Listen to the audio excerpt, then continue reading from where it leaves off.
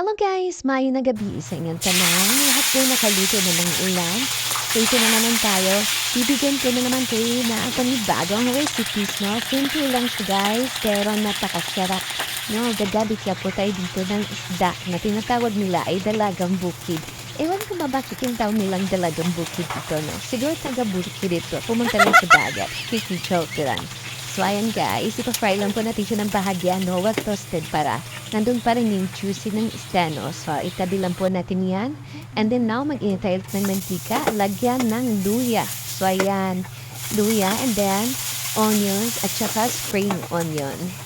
And tapos, ilagay na natin ang ating prinitong isda kanina. So, meron tayo ditong Chinese soy sauce.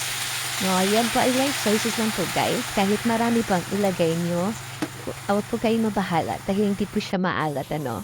So, ayan, yan po ang nagpapasarap sa ating isda. So, now, itatopics natin yung natira nating spring onions, no, para sa dagdag aroma niya, guys, no. Alam niyo, guys, try niyo ito dahil napakasarap po ang labas niya, no. So, ayan na po, ipipliting na natin ang ating napakasimple at napakayani na ulam for tonight. At salamat sa inyong panonood, guys. At sana may natutunan. Thank you and God bless.